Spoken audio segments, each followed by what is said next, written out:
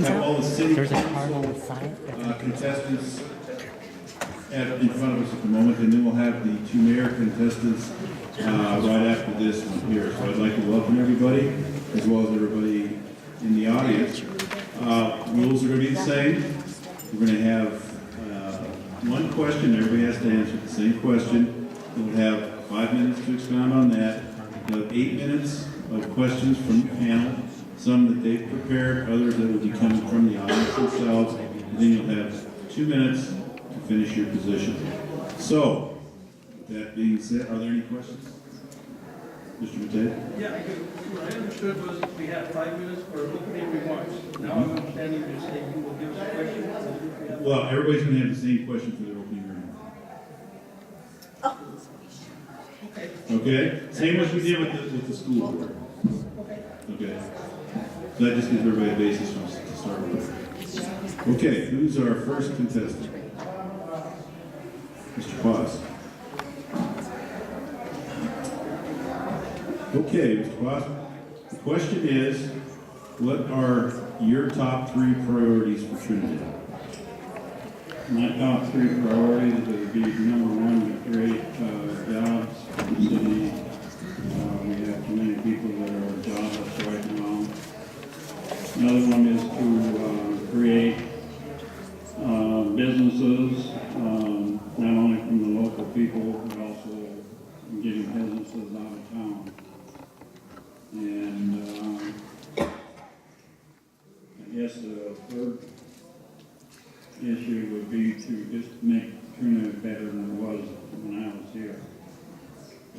Just as good as it was when I was here, and it's got a long way to go. Okay. Panel will now ask you questions.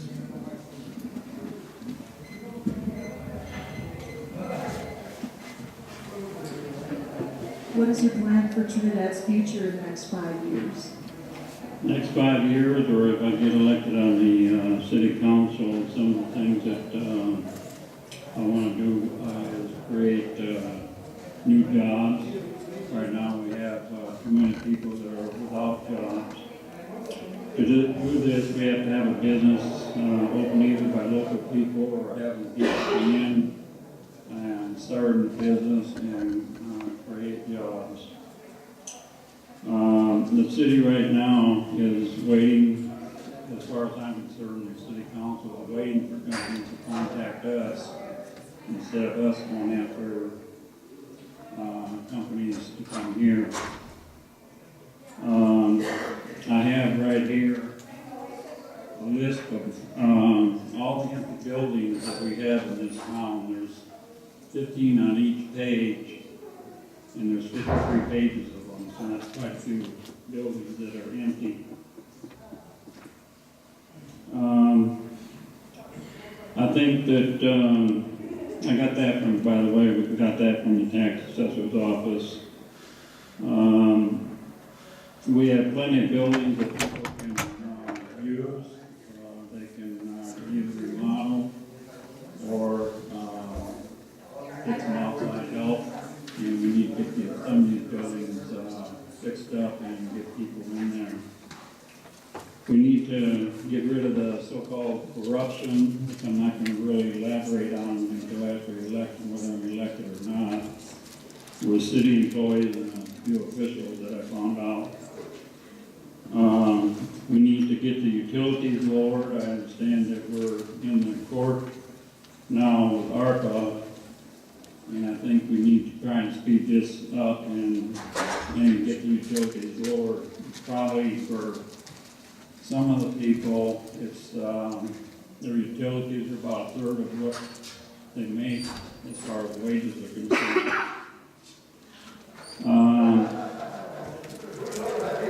There has to be an end, I think,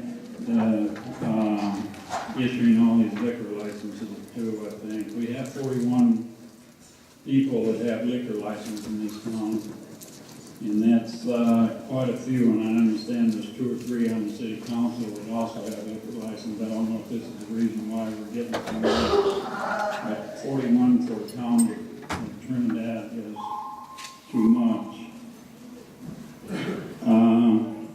We need to create create something for families to do together. Too often kids go their way and adults go their way.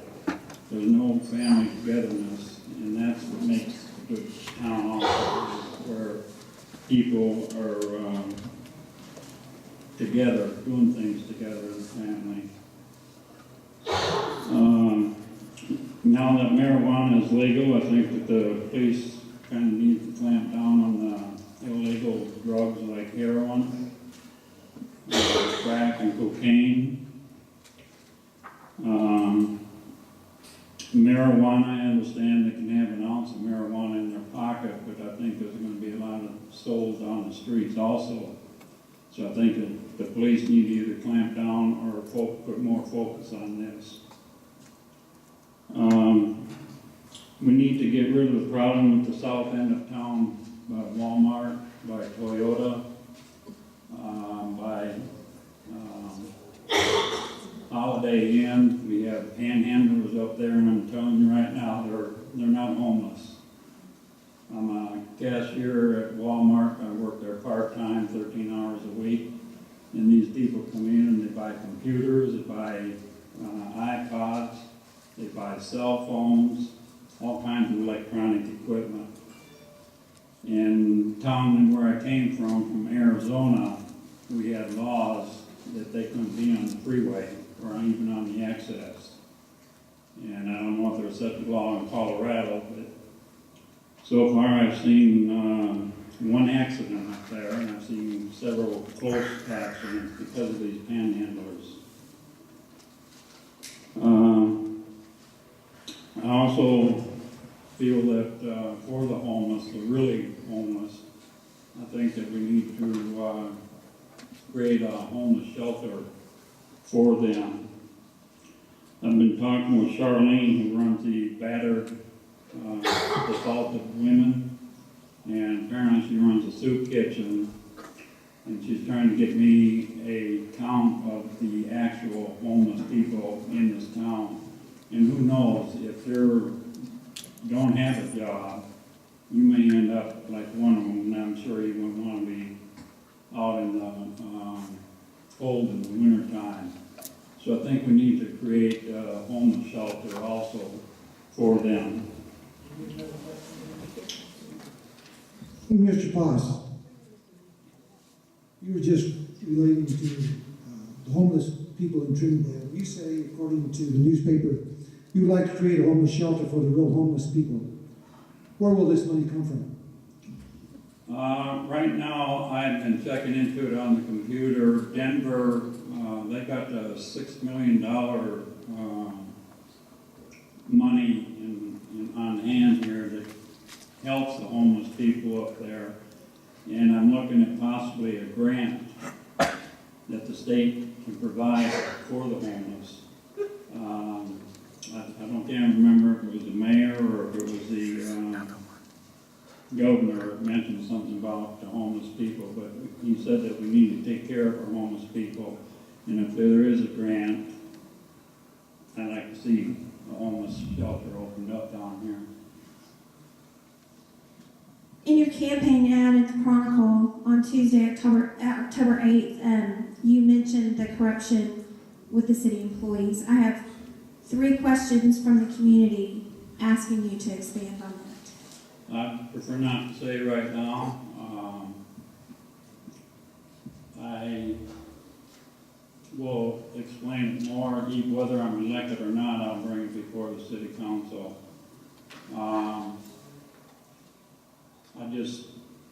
I've talked to people who have gone into businesses, talked about the issues and the concerns of the businesses, and they have also mentioned where it is, but I just don't want to elaborate on it right now.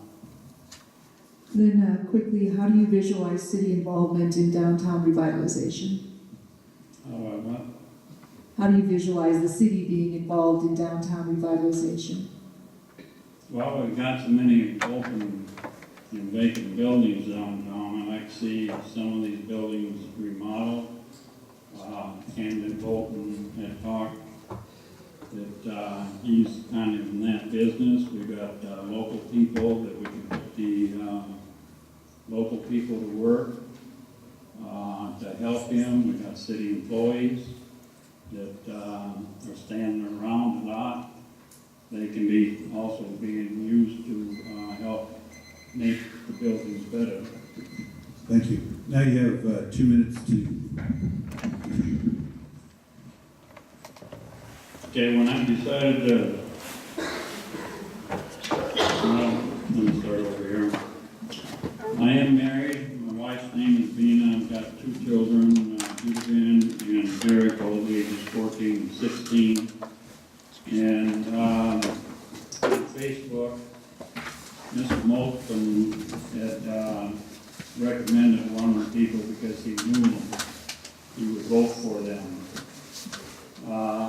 I don't think you should vote just because you know him. I think you should vote because of the issues. First, let me tell you about myself. I've lived here in Trinidad back in the 60s, attending 7th grade and 8th grade at Centennial Junior High. Then I spent 4 years at Trinidad High School, graduated in 1967. I played football, and basketball, and track all 6 years while I was here. I left Trinidad for 46 years and knew when I retired I wanted to come back here. I moved back here in Trinidad in May of 2010 after living in Phoenix, Arizona for 21 years.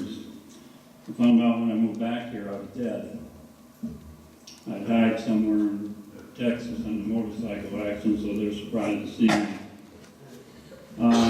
I've worked in many businesses. I owned my own business. I was manager of Greyhound in Dallas.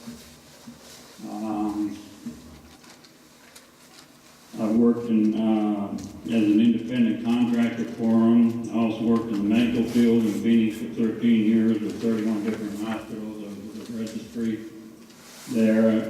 Worked with hospice, took blood, medical help in the prisons, and took EKGs. I also worked in the house for Phoenix, who won the lottery twice in Phoenix.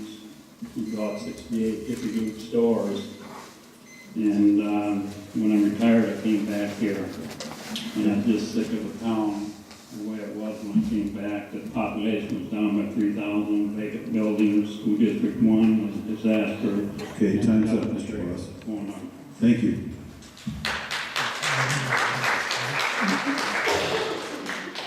Okay, next name?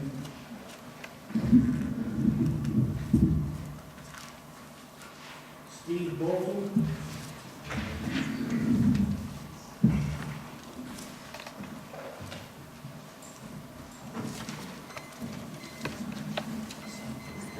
Hey, Mr. Bolton, same question. What are your top 3 priorities for Trinidad? It's a loaded question. Economic development, obviously, is the first one.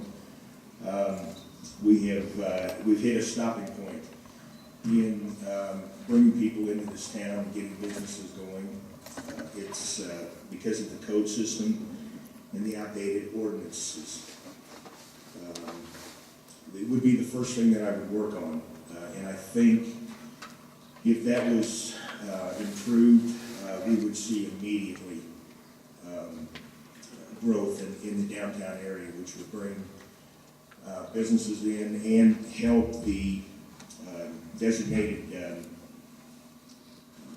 Main Street and the designated art district.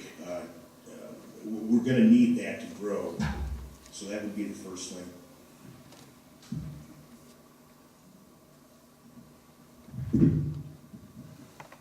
Then I'll ask you the first question. What should be done about the unsafe and red tagged buildings on Main and other streets? The what? The unsafe and red tagged buildings. Well, I hate to say this, but we're not, the millionaires are not going to come into this town and revitalize these old buildings. Millionaires by nature are millionaires because they know how to invest their money. And these buildings are money pits. I think if we don't get in, we have another kind of investor in Trinidad, and I've always referred to them as the 50-something morons. And I would be one of those. And that's a group of people that have come into these towns and have bought these buildings one at a time and renovated them. We have stopped them from coming into this town because of the code system. If we don't get them back into this town and get them onto these buildings, I'm afraid we're going to lose them. They'll have to come down. Steve, this is a two-part question. If elected to city council, do you feel it's appropriate for you to be on city council at the same time as Councilwoman Carol Bolton? Second part of the question, isn't there a home rule in place so as to avoid this situation? If not, should there be one? Okay, so give me the first part of the question first. Do you feel it's appropriate to be on the council with Absolutely. Carol and I are both strong personalities, and we're going to go into that situation with our own opinions and our own ideas. I don't see a thing wrong with it. And the second part of the question? If there's not a home rule in place, should there be one? I don't think so, and I did some research on the internet on this subject, and it's getting more and more prevalent that husbands and wives across the country are serving on these boards and these committees together. You mentioned in your interview with the Chronicle that council needs to stay on track. What would you do to help council stay on track and get things accomplished instead of just talking about it? Well, the first thing council needs to do is they need to get on a subject. Let's take the marijuana subject. I think that whole thing took them maybe 3 weeks. They got on the subject. They had citizens come in and speak about it, and then the next week they voted on it. It was done, over, and they did that because the state was on their butt to get it done. Any other subjects that have come up before the council, they bring it up, they talk about it, and then you don't see it for months. Typically, my wife has to bring it back up at a meeting and ask, what are we doing about this? Where has this subject gone? We need to stay on these subjects, get them done, and then move on to the next one. And how would you measure success as a councilman?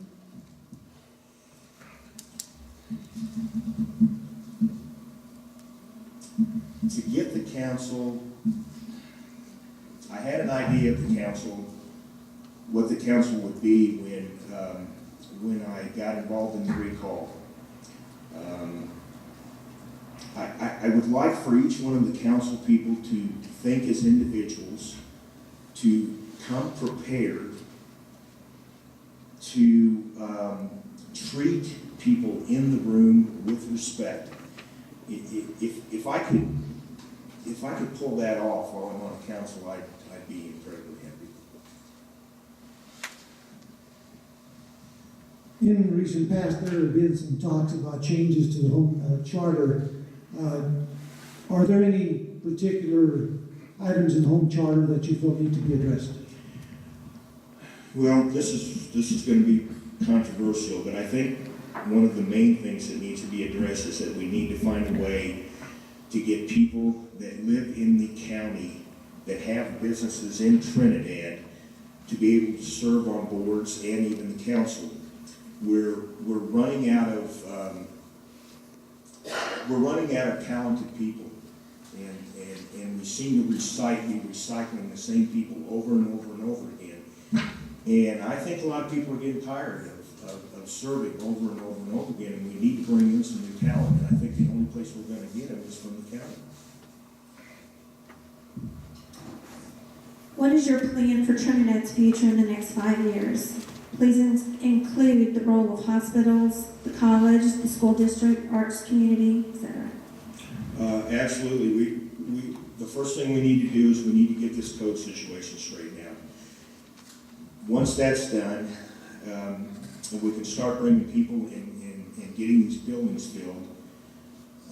The next thing, and I don't know how to do it, but the school system. We need to get more involved in the school system and the hospital system. Without them, the medium to large companies are not going to give us the time of day. Again, not being a council member right now, I don't know the answers to that involvement, but I think it's the most important thing that we can do right now to build the town in the next 5 years.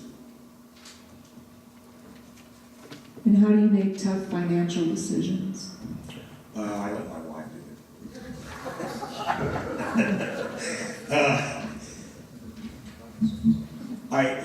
it. You've got to, I think you put down a line of pros and a line of cons on the difficult ones, and you educate yourself as to what those are, and then hopefully there's more cons and more pros on one side, and you can make a decision. You mentioned about bringing the more talented people in, possibly from the county. How do you see that happening, and what can they do to help the county or the city, being that pretty much people in the county view their issues as their issues, and city's issues are our issues? Well, not really, because the people in the county that have businesses or own commercial property downtown have the same issues as we do, and they've been very vocal about that. So I don't see a conflict there, and I don't see a problem. I just have to educate myself as to how legally we can pull that off. Okay, you have 2 minutes to finish up.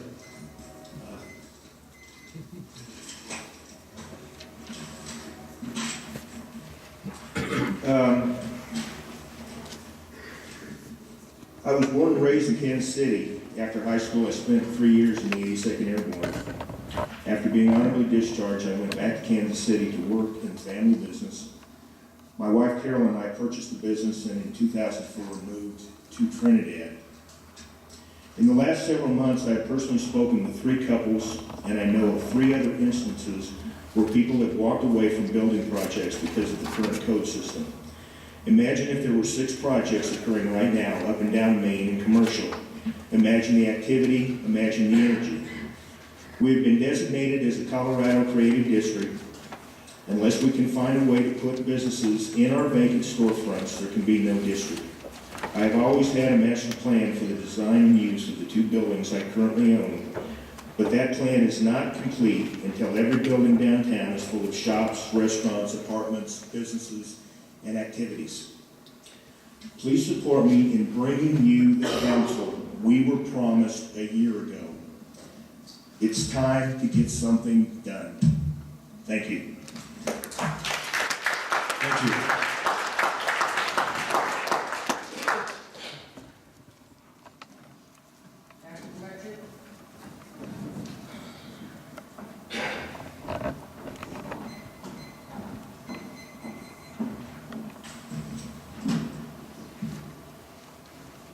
Okay, Pat, list your top 3 priorities for Trinidad and how you would implement them. My top priorities would be 1, to make Trinidad a destination rather than a pass-through on the interstate.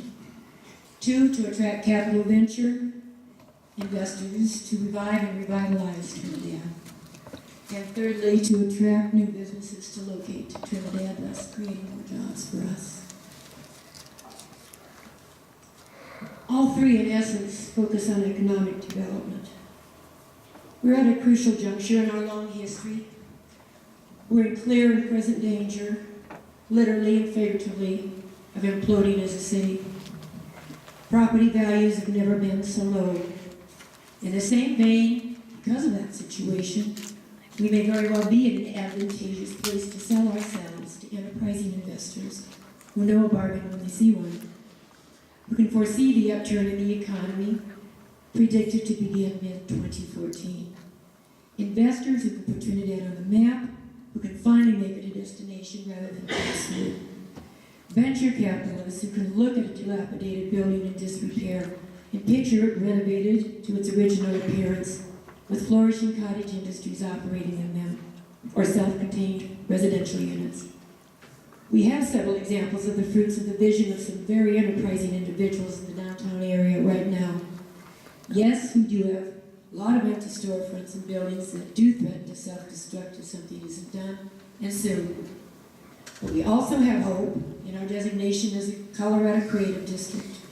We were chosen back in June of this year, one of only 5 areas selected by that program, to implement a bottoms-up approach to economic development in a way that focuses on people, ideas, and resources. In looking into this, it's clearly evident to me that this is a wonderful seed that has been planted, giving us an opening to much bigger and better things to come. In addition, we have been among only 7 other communities competitively selected under DOLA, that's the Colorado Department of Local Affairs, as a candidate to become part of the Main Street program. When I looked into what this entails, it almost appears to be custom-made for us, in that it is designed to assist communities in revitalizing their downtown or neighborhood commercial districts. If awarded, and the chances of getting this look pretty good, many resources will become available to us at no cost. Optimism is very much in order for the future of Trinidad, given the proper guidance and direction. Venture capitalists are out there, we just need to find them. We have many selling points, tools that we have perhaps taken for granted. The natural beauty around us is breathtaking. Our climate is relatively temperate, large time of the portion of the year. The Burlington Northern Railroad carries freight between the Burlington Northern Railroad carrying freight borders our city. The Amtrak passenger train has its station right in the middle of our town. We have an industrial park that is nicely suited for factories, warehouses, and distribution centers such as the UPS hub already there. Trinidad is centrally located on the I-25 corridor, a logical stopping place for travelers. We actually own a resort, Monument Lake. Yes, the healthcare and educational aspects of our community need attention, but that will come with progress. We have gotten by, and quite nicely at times, with exploitation of our natural resources. The mines sustained our economy for many, many years. With their closing, we saw some pretty lean times, until the oil and gas exploration and then extraction came along. We again saw good economic times, until this year.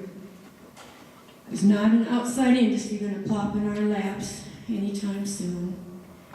It's going to be up to us, and our will, and our determination to succeed, that will bring us to the fruition I have no doubt we can achieve. Questions? How do you stand on the marijuana question, recreational and medicinal?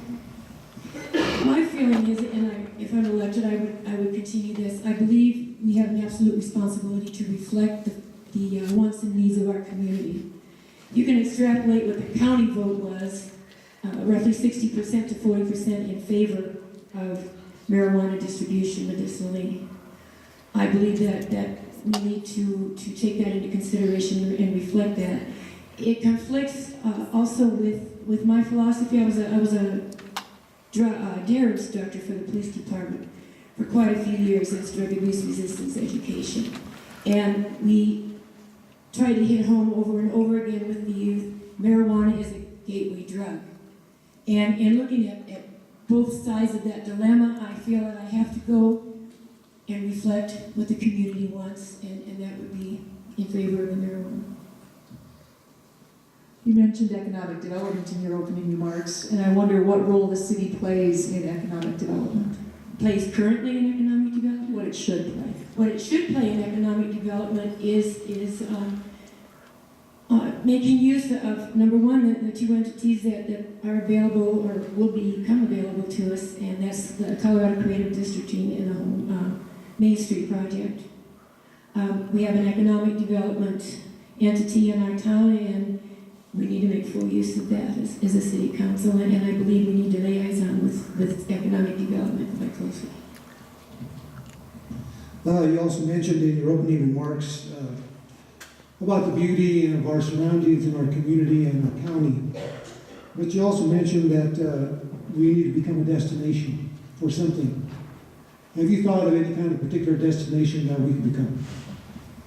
Yes, I have, actually, as a recreational, possibly a retirement community. I would foresee, highfalutin ideas like a theme park. There isn't one between Denver and Amarillo, Texas, like on the scale of Six Flags or Elitch's. I would see that as something that would draw people to us as a destination. Another thing that I've kind of fantasized about is a large resort spa, maybe an indoor slide pool, tennis courts, indoors that would make people that want to come to a resort come to Trinidad to enjoy our recreational offerings.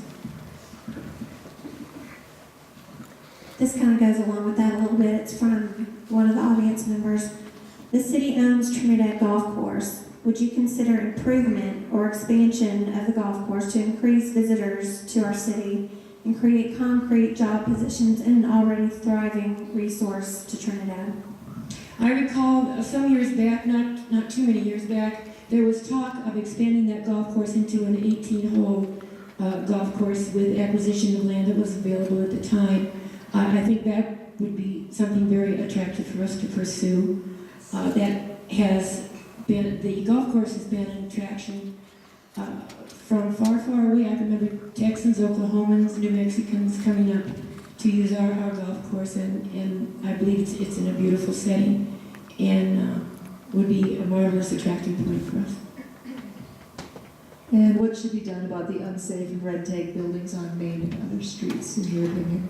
If you're familiar with urban development, that is an entity that would be separate from city council or any city functions that, by virtue of what it is given the authority to condemn such buildings rather than the city council doing it. They would be advisory to city council, and that would be their job.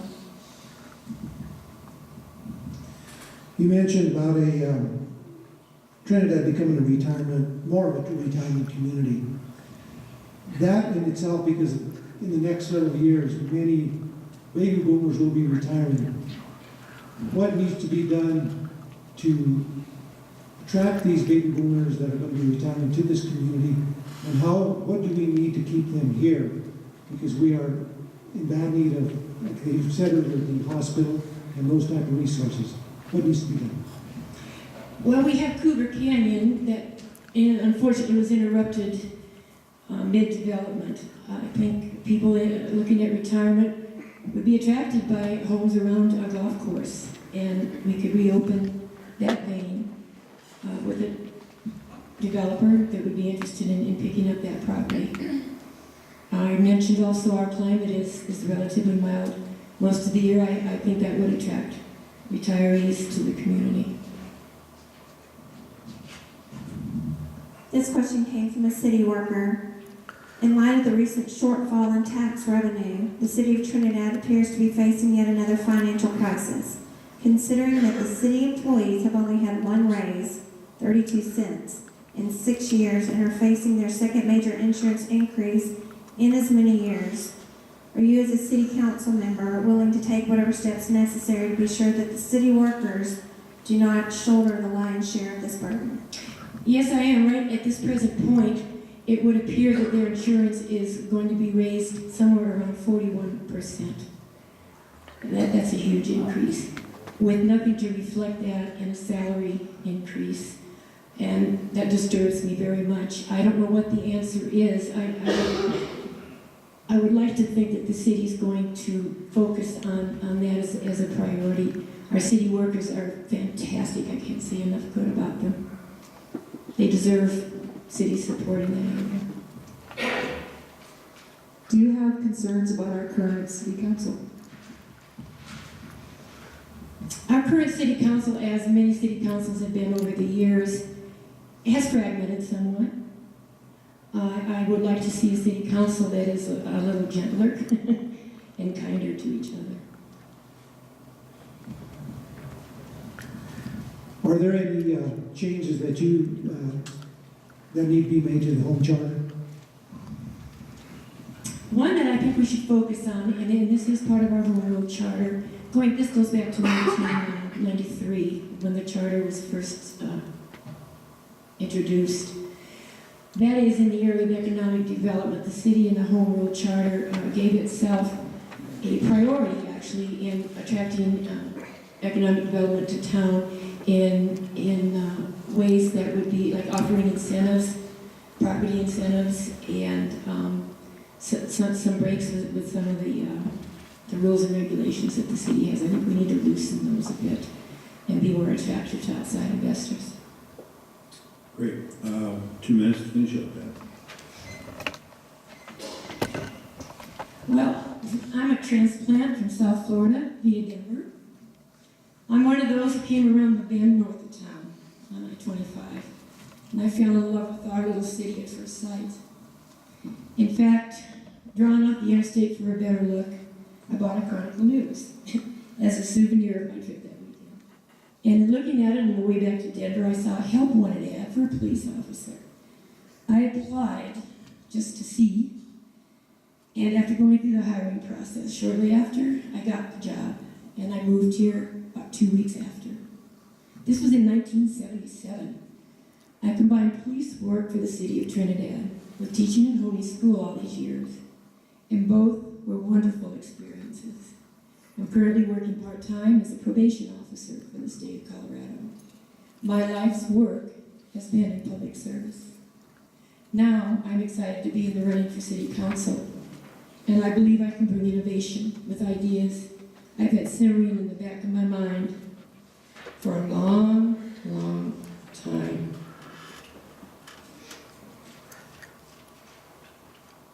I feel, as I've said, the council should reflect the wants and needs of the community, and that is you, the voters. I make this pledge to you tonight, that if I'm elected, your concerns and ideas will be heard and considered in a very interactive way. Thank you. You're welcome.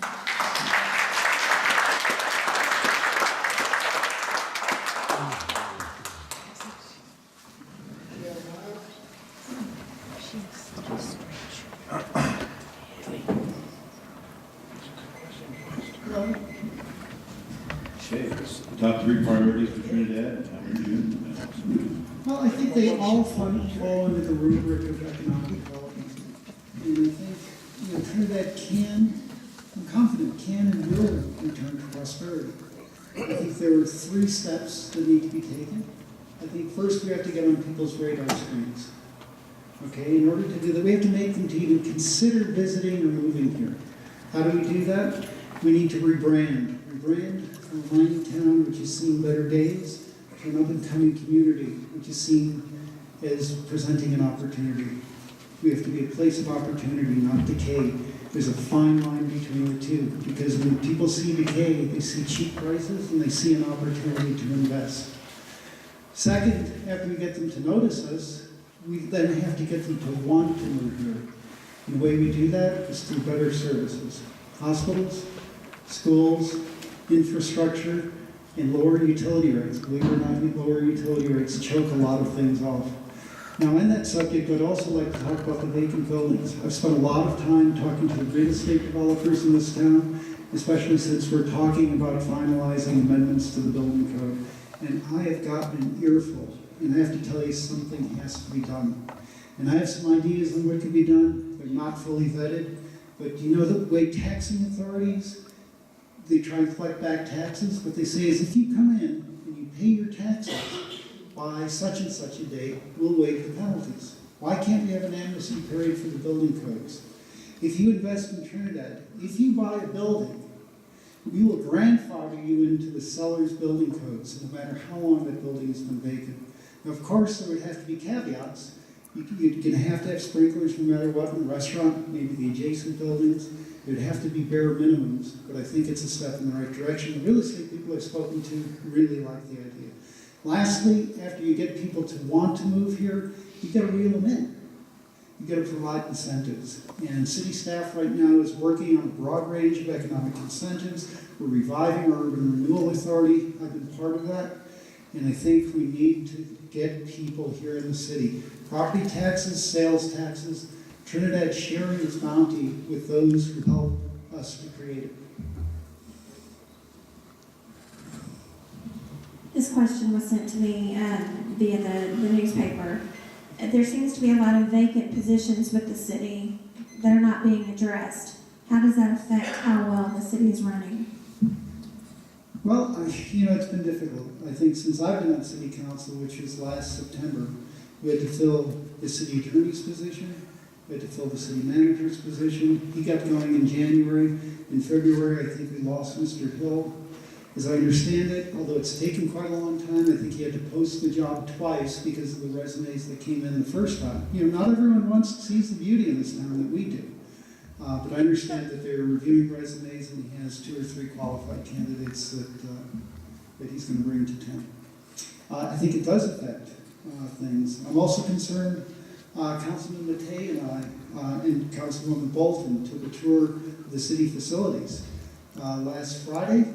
And, these people are working hard, they're making do with very little, and doing it with smiles on their faces. We saw firehouses with drafty windows where people have to fight over which bunk they're sleeping in because otherwise they're going to freeze. But the other thing that I saw is there are not a lot of young city workers. And that concerns me, and I think the concern about, vacancies is going to grow over time. I think we need to address that. And as a council member, how do you measure success? How do I measure success? When more people, when a lot fewer people yell at me while I'm walking my dog. Really, it's funny, you become less than a person as a council member, and in some ways more of a person. People treat you with more respect than you deserve, and certainly a lot less respect than you deserve. So I think it's navigating that, having a thick skin, and being able to still listen to people and not dismiss ideas just because there's a little bit of anger. Often by the time it reaches the city council level, that anger and frustration has been bottling up a lot. I talked to a friend, I mentioned I've been talking to all these real estate brokers, and one of them is a dear friend of mine. And when she started rolling about how bad the situation is here, I felt like she was yelling at me. We had to stop and just stop the conversation.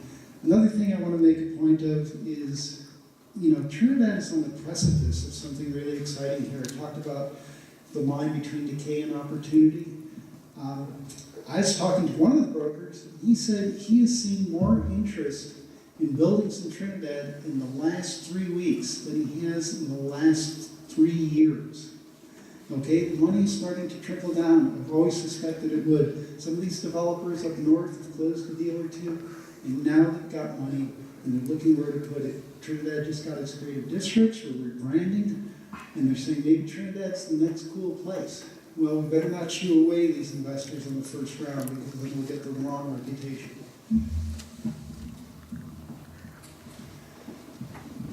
You mentioned that you have talked to some of the brokers about the situation in Trinidad. Have you had an opportunity or made it a point to talk to some of the building contractors?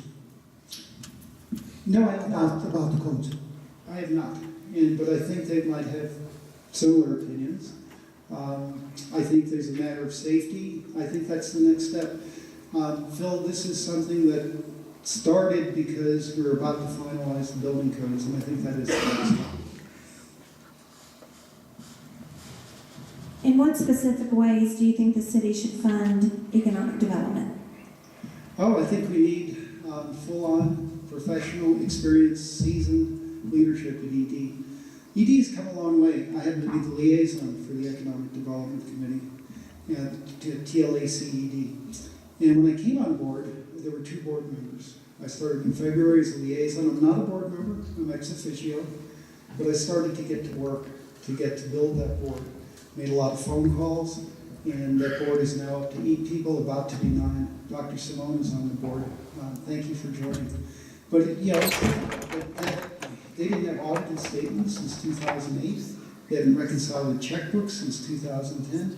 That board has done yeoman's work. I take no credit for it. All I did is instigate a few things to get the board assembled. But that board under Kelly Smith is doing a terrific job, and I think they deserve both the county's and the city's support. We're going to be talking about that on October 29th with the county commissioners. We're meeting at the TLA CED office. And how can you positively impact the council? Do you remain on council? I think continuing to do what I mean, I've learned a lot being on council. I was a little green. We went through the whole city manager process. That was very difficult. I learned to develop a thick skin. I think doing more of what I'm doing a lot of work in ARPA. A lot. We're preparing for the trial in February. We've done some good things there. We're making some political inroads on the board. Very significant political inroads. That PowerPoint has to be stopped. Believe it or not, there are people still talking about putting money into it on the ARPA board.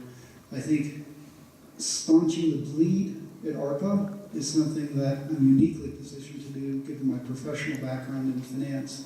I've been directly involved in arranging over $7.5 billion of financing for facilities similar to the Lamar Repowering project, only on a larger scale.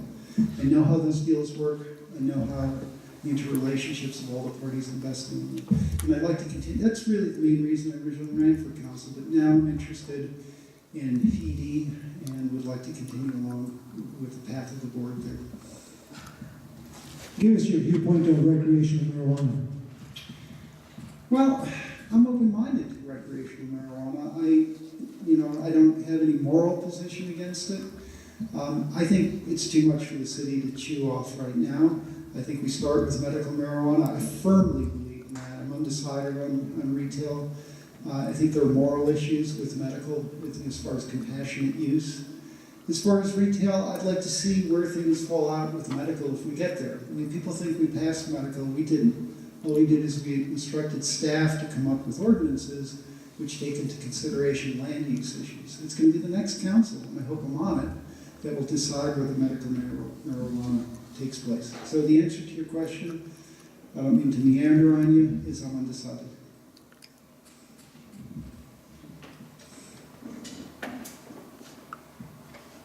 Where do you stand on raises for city workers? Well, it depends where the budget falls out. We've gone through I guess the first thing was a preview of the budget, which is actually frightening. We've gone through our first full draft of the budget this past Tuesday, and I went through that thing line by line. And I think there are areas where we can free things up. I think there are things going on in the restricted funds, in the general fund. We've got a real estate development up in the county, which has got a $285,000 reserve against it. And this thing has been bankrupt twice. It's just not going to happen. Maybe some of those funds can be freed up. There are also some reserves for uncompensated absences, which they look a little generous. It's about $800,000. I'd like to turn over every stone in that budget and see what we can do to give city workers a raise. As someone mentioned earlier, they haven't had a raise. They've had one raise in 8 years. Okay, 2 minutes. 2 minutes. Many of you know me, but you don't know much about me. I was raised in suburban New York by two wonderful parents who remained married for 62 years until my father's death in 2006. They were from the greatest generation. They grew up poor in the Depression. They were veterans of World War II. And when I was growing up in the 1960s, I was instilled those values from the greatest generation. Work hard, no excuses. I was a good student, but I never got praised for a B. I was a good athlete, but I never got praised for second string. Yet at the same time, I never questioned their unconditional love for me. And it was a different time and a different place. I went off to college, in graduate school. Then I started a career on Wall Street. I started my first firm at the age of 33. We grew it from 2 people using a picnic table as a desk to a firm employing over 20 people and close to $10 million in revenues. I first came to Trinidad Is my time up, or can I continue? Thank you. I first came to Trinidad in 2004, and I still remember coming off of exit 13B on Main Street. And I fell in love with the place, that 1950s neon glow from Monte Cristo and Skateland. And, you know, I uprooted my... I'm going to steal a line from Bob Quist. I may not have 3 or 4 generations of roots in this town, but I got here as soon as I could. And I have to tell you, you know, I don't have any ulterior motives for running for council. I've made my way in this world. Okay? I pledge to you to use honor and discretion and good judgment in every decision that I make. I have no ulterior motives. And I pledge to never betray your trust if you place it in me. Please vote for me. I appreciate it. Thank you. Thank you.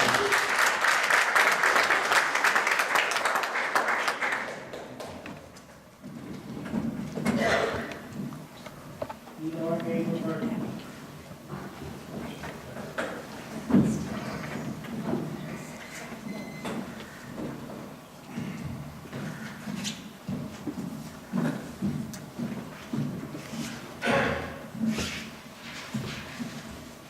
Hey, Ms. McCarthy, your top three priorities for Trinidad, and how would you implement them? I think my priorities are very similar to many of us: healthcare, education, growth. But I think I come at it from a different angle. When it comes to growth, bringing business here, let's look at wind power. Let's look at green energy. Let's look at the Hyperloop companies that are developing new transports. We only have one company in Colorado and one in California making something like this. Let's look outside the box. We're in a perfect location to bring these businesses here. When you look at your healthcare and your education situations, let's think outside of the box there. The same things that are making life so hard here, we can take those things and use them for grants. It makes us eligible for so many grants. It makes us eligible for programs like Teach for America. There's just resources, but they're outside of Trinidad. We've got to look outside of our backyard, and we've got to think of how to use our backyard more creatively.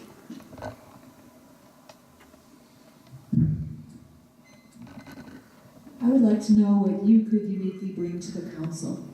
I think what I uniquely bring is I'm not from Trinidad. I love it here. My husband's from here, and his family's been here forever, both sides. So I've seen a lot of things. I've been to a lot of different places. So there's so much value here. I think I can sell Trinidad. My husband's wonderful at marketing. I've been doing it quite a while with him. Rebranding, everybody talks about rebranding. I'm really good at that. And just the idea of packaging Trinidad, selling it, promoting it. You talked about rebranding the community. What will that brand look like? I have no idea. We have to work with the community to find that out. You have to look at, the most important thing is keep your traditions, keep your morals, keep all the things that make Trinidad beautiful, but figure out how to bring new and innovative technologies here. It's a balance. How do you portray that? And you can. You mentioned to tap outside resources.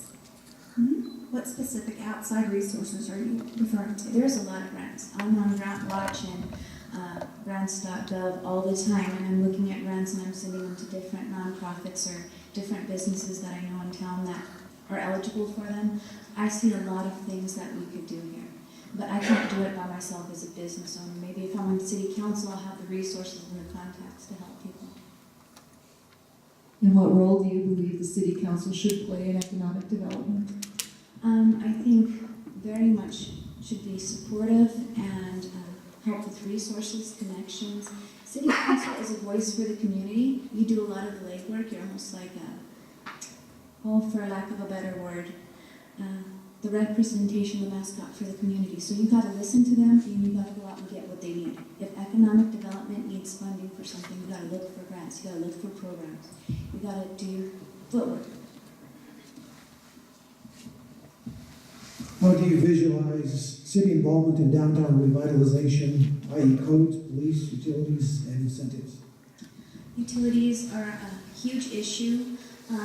I did some research on E.R.A, and from what I know right now is I don't know enough. There's litigation going on, so there's a lot of things that are confidential, so I don't have all the information, but these utility rates are affecting us. building codes, we have to be safe, but we also have to be reasonable. Maybe the building codes themselves don't change, but just the timeframes. Where do you stand on the marijuana question, recreational and medicinal?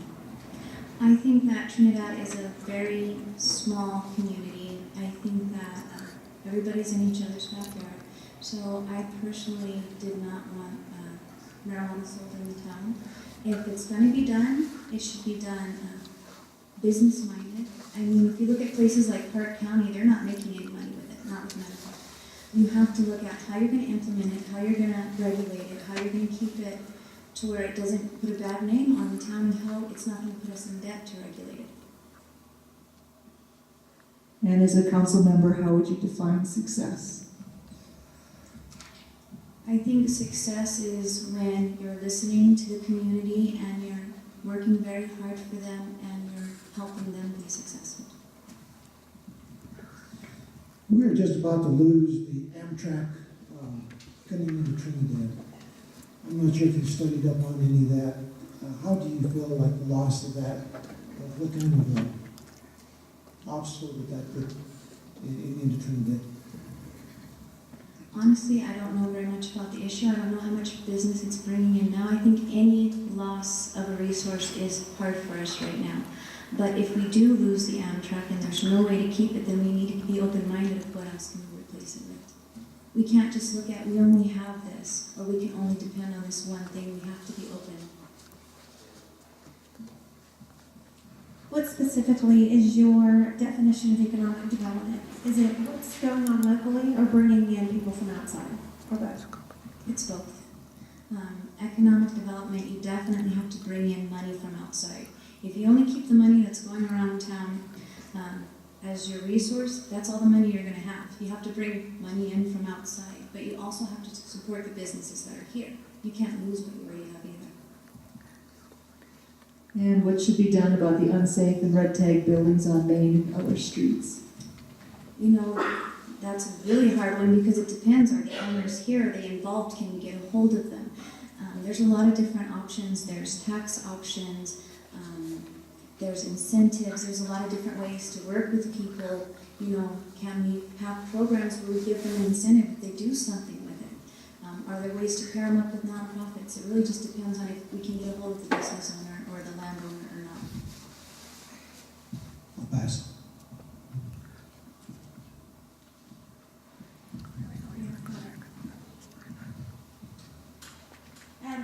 How do you feel about, there's several questions here that have been asked about a homeless shelter, about Trinidad's need for one and how one would be funded.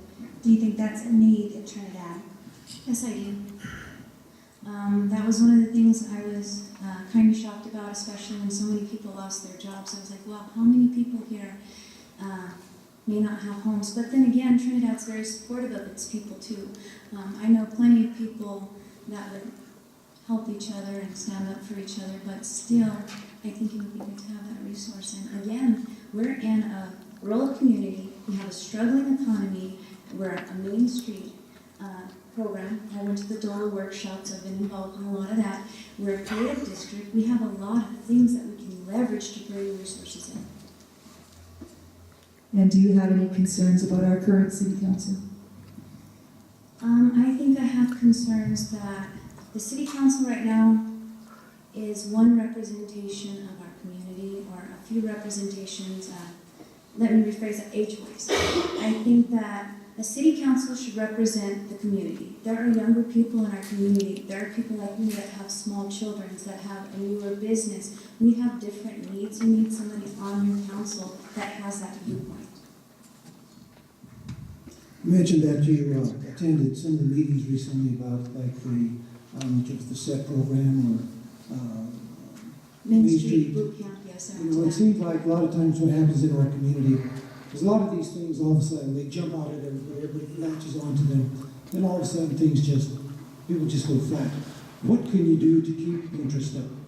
I think that one of the things that I've been known for personally in the community, maybe everybody doesn't know me by name, but I'm known for doing things. Trinidad wanted a positive piece out there. We did the magazine. I was told a lot of people wanted an app and we couldn't get the funding, so we built it. I'm very much a motivated person. If enough people want something, I love this community and I would do anything to get them what they need. Okay, 2 minutes to finish up. I guess overall, the whole reason I ran for city council is to bring a different perspective, different ideas to the table, creative ideas. I love it here. I'm from Phoenix, huge city. Me and my husband were driving through and he introduced me to his mother who was here and his father and his uncles and his cousins, and everywhere we went somebody was either his family or his friend, and I said, this is where we have to raise our children. Now, 3 years later into it with the magazine and the website and everything we've done, I'm looking at my children, they're about ready to go to school and we try to find them a doctor and we finally found a good one. But there's so many resources here I want for my kids and I want for the community here. But I do love it and I have a vested interest. I want my children to have every opportunity available and I don't want to leave Trinidad. So all I can do is try to help it grow. Thank you very much.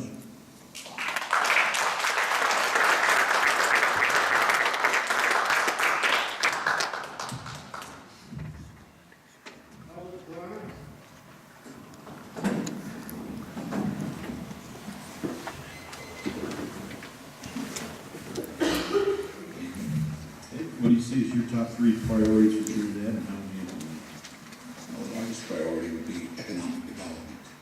And getting that underway, I think it would benefit the community to the point where a lot of the problems we're having right now would be fixed. I think with the economic crisis going on in the world right now, a lot of manufacturing jobs are leaving Asia, and we have an opportunity to jump in and sell Trinidad, even if it's making plastic toys or whatever. Another thing that's come up is the legalization of marijuana. That opened up the opportunity to grow hemp. Hemp is a very valuable product. We have an opportunity to set up shops here to process for building material, paper plants, whatever. We have the water, we have enormous opportunity to work on this thing.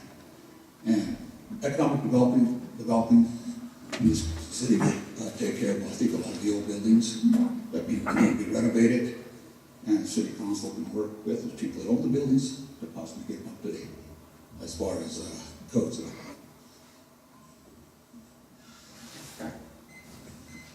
You did mention marijuana in your opening statement, so how do you stand on the marijuana question, both recreational and medicinal? I think medicinal, be approved to help the cancer and all, it's a good thing.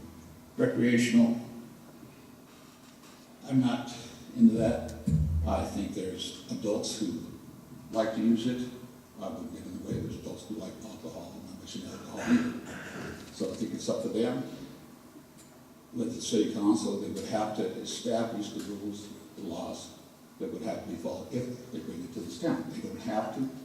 As far as I'm concerned, openness. You also say that you would like to see the youth in Trinidad more involved. I believe what you were saying is in city government somehow. In what capacity do you see that involvement? Was that again? You mentioned in the newspaper that you would like to see the youth in Trinidad more involved, and I assume that that's within the community and possibly government, whatever. In what capacity do you see their involvement? Well, youth, we have to keep them here. I mean, we have the college, and we bring manufacturing stuff.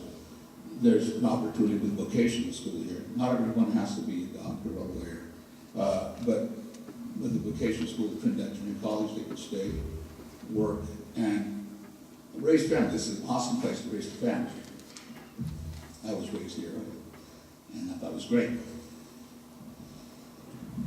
You mentioned in your interview that you would like to see incentives to encourage businesses to relocate. What specific incentives do you think should be offered? Well, I think there's an awful lot of sense to it. You know, setting up a building in an undeveloped area, water cap, cut the cost. possibly lower taxes for the first year or so. Just anything, bring it back. And I think if the schools settle down, with the school board, and we offer an awesome education here with small classrooms and stuff. The hospital, I think if it's brought up to par where good, you can have the children here who are instead of going to public. I think that's great. You know, chemotherapy, dialysis, stents for heart attacks or whatever. But we have to offer that. And do you have any concerns with our current city council?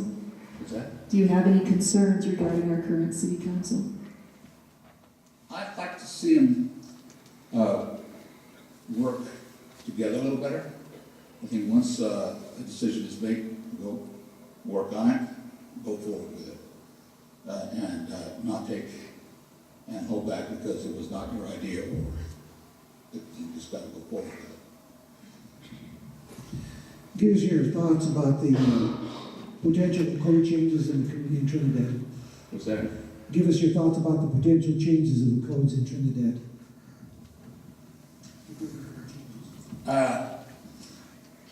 I was at council. I know that fire hazard is a big thing, and I think it's more so in a restaurant than in a clothing store.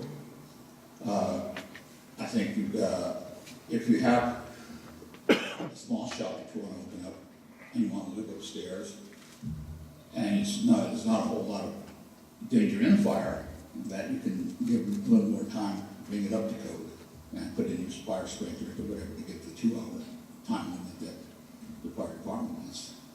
And to renovate these buildings, they're beautiful old buildings. I hate to see them torn down.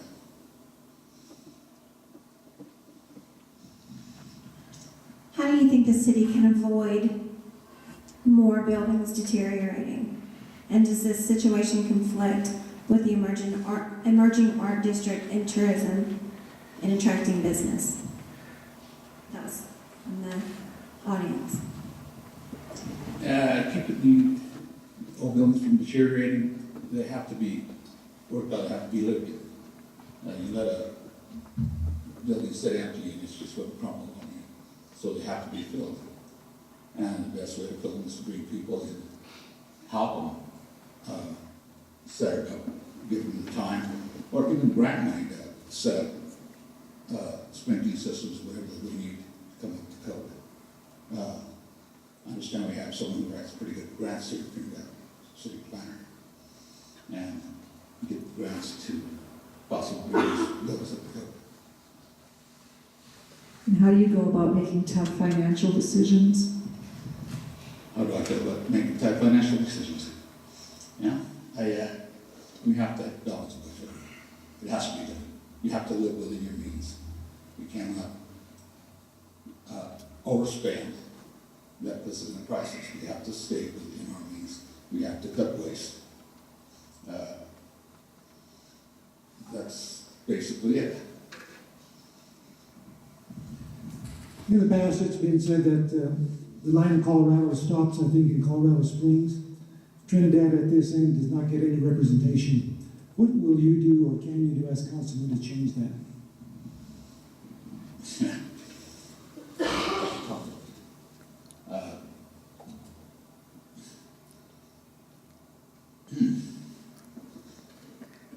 I don't know, Trinidad's my hometown, and that's all of it. I grew up here, graduated here. It's not the end of Colorado. It's, we have, I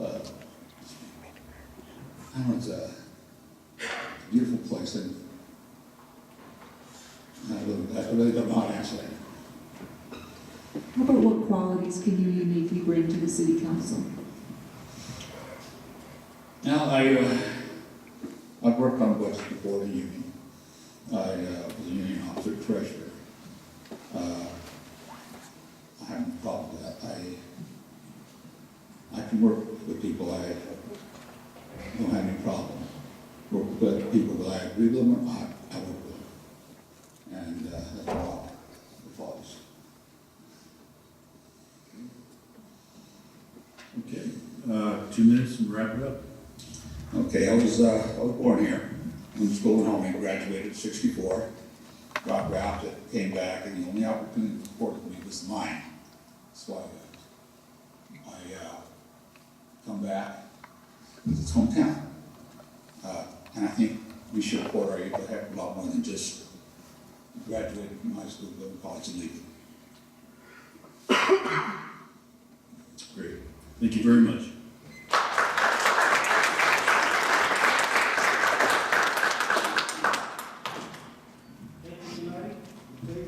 Okay? Close enough. I get that my whole life, I'm okay with it.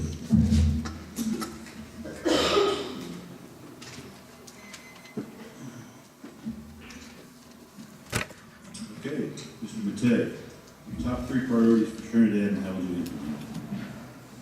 It's a distinct disadvantage to go after all the good answers have been taken. And anything that I could say will probably sound redundant or plagiaristic, and I'm certain it will be plagiarism. So I'll approach it from a different kind of venue.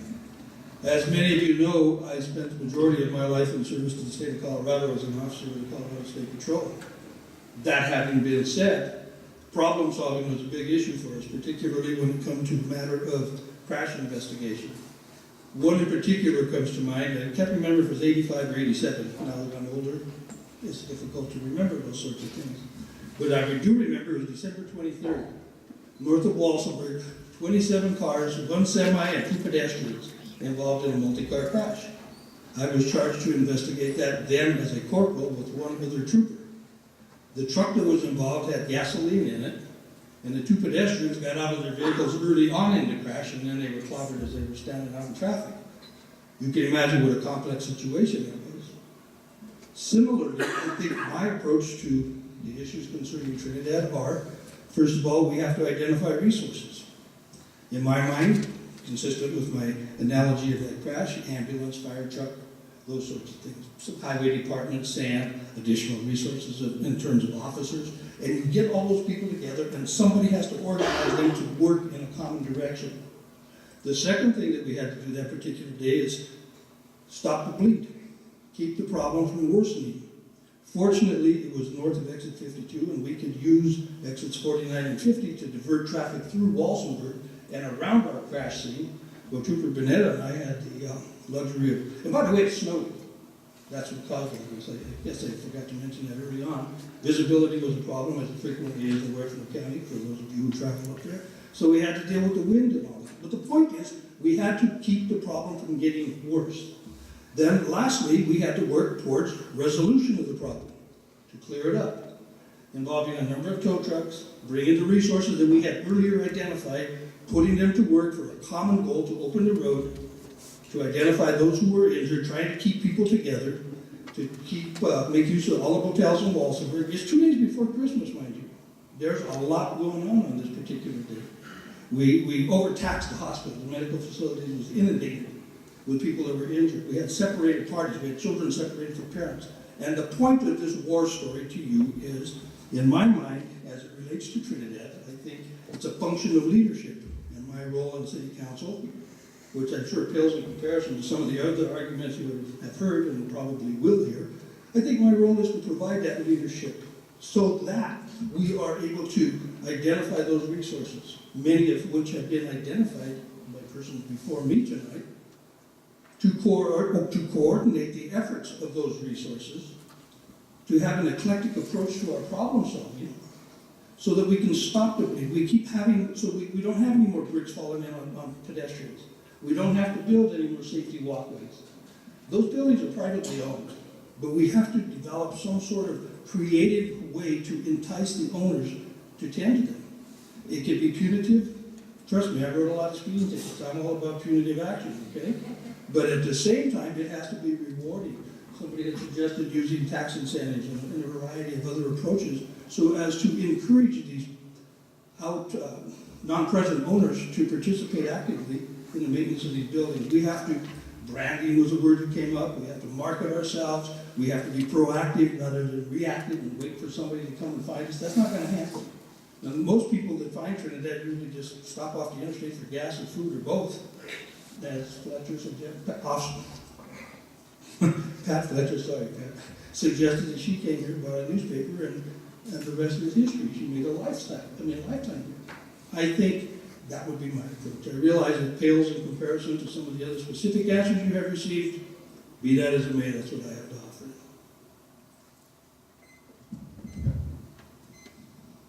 What role do you believe the city plays in economic development? I think that the role that the city plays is integral in that as a function of government, we have the ability to affect changes necessary to implement some of the ideas that are developed in economic development. We grease the skids, as it were. I think primarily the role is to be supportive and to, wherever possible, to encourage and assist. Like you mentioned, there's a lot of buildings in town that are in bad shape. You talked about enticing the building owners to do something about them. At what point does that change to where you have to do something absolute about you get rid of the building? That's a tough one, and something I've often thought about. Trinidad, I grew up here, you know that. And I remember that where there was a lot of parking lots, there once were buildings. And it has been suggested, well, we could build a parking lot where the opera house is. Do we really need another parking lot, or do we need a refurbished building? And I kind of lost track of the question, but the point is, we need to continue to do the things that are necessary to maintain the integrity of those buildings, however necessary, through incentive. And if at some point that's not possible, the last thing that the city needs is another dilapidated building to be responsible for. Maybe what we, and I'm not sure how the legalities of it would work, but maybe what's possible is for us to seize it and then offer it for sale at a very reasonable free, there's a Freudian slip, at a very reasonable price to someone who is willing to invest. Free works. Do you think Trinidad is adequately staffed with law enforcement? I never think that there are enough cops. Okay, if you got 2, you should have 4. All right, that's just the way I roll, but you got to understand. I have been on the receiving end of that. Reminds me of another story, and I'm going to reflect to those who make my point. And in fact, I was thinking about it just this morning. I recall very early in my career, I was chasing this vehicle that I thought suspected had an intoxicated driver, and as it turns out, he was drunk. Just south of exit 23, ran off the right side of the road and rolled. And he wasn't injured, got out of the car, and he was fighting. And I was fighting with him. I remember hearing somebody say, "You need help down there?" To which I quickly responded, "Yes," hoping only that he was talking to me. He may have not been talking to the cop. The point I'm trying to make is I realize how heavily taxed the police department and police officers, and pursuant to my recent tour of those facilities, the fire departments.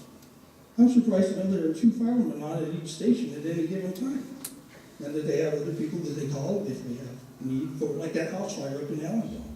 And then the demands placed there. You need 2 guys going in, 2 guys taking care of this, 2 guys doing this, an incident commander. It's quite involved, and we are stretched to our limit in both police and fire. As a city council member, how would you define success? If you're better today than you were yesterday. And what defines better? Better is we all have opinions, and you know what it said about opinions. Okay? But I think, in my mind, I think that if our collective lot is better in life than it was before, then that is success. And what is success to me may not be success to everyone else. It's a function, I think, of one's value system. What's valuable to me may not be valuable to someone else, and consequently, the definition of that individual's success varies. This question is about fire protection. Several years ago, there was a fire that was right outside the city limits, if I remember right. And the city fire department got to the city line, could not pass that line, but watched that house burn. Should there be some kind of working agreement between the city and the county to help? Absolutely. I imagine procedurally and by the laws of the book and such, it probably made sense and they acted in accordance with what their prescribed authority was. As a matter of common sense and good practice, it was unconscionable. Another story I like to relate is, if you've ever been to a law library, it'll fill this room with law books. Water law, tax law, corporate law. There's a ton of different kinds of laws. But there are only 10 commandments. I'm going to throw religion into this, and that'll put a wrench in the works. But my point, Phil, is it's unconscionable to drive to a line and watch something, particularly if there's a risk of injury or death, and not act. It doesn't matter if you work for a sheriff's department, a police department, or a state patrol. When there's a problem, you go, and then you worry about the details later.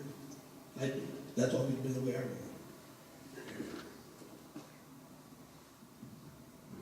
As a sitting member of council right now, the North Lake Dam project, I heard a number the other day of over $200,000 in change orders. What's being done to oversee that? Well, not all of that was, as I understand, was involved in change orders. There was a mix-up over the type and the caliber of the pipe that was used for one of the spillways or something.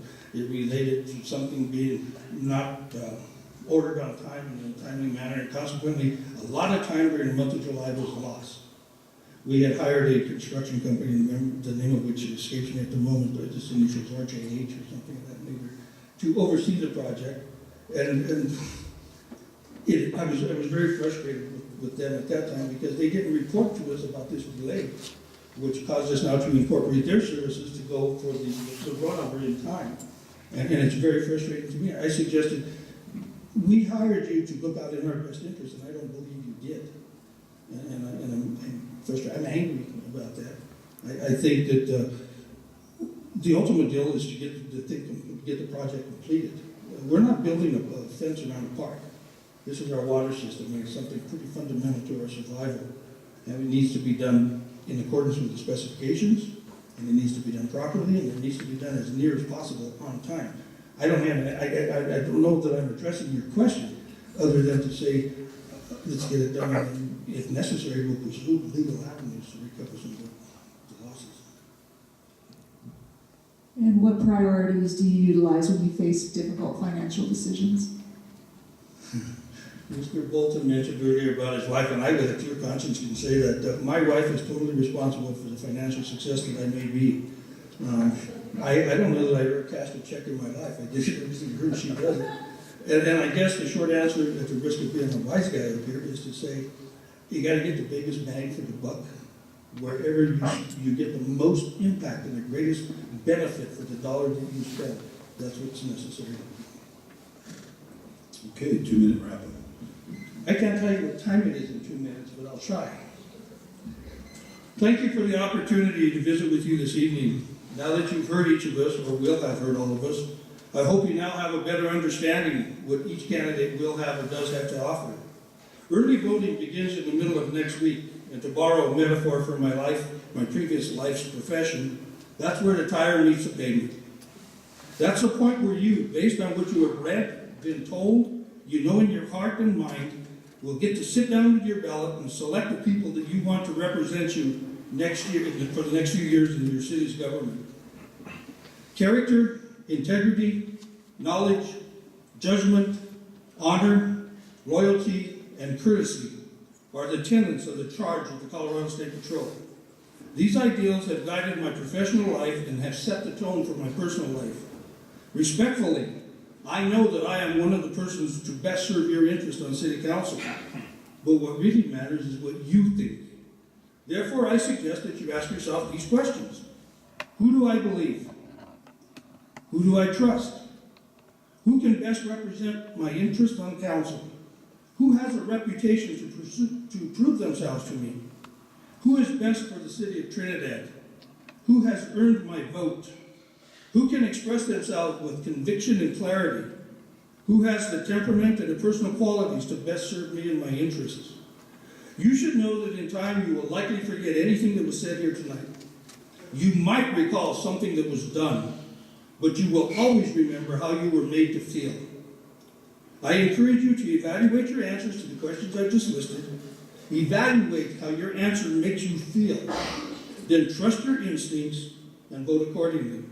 I thank you for your time and interest tonight. Thank you.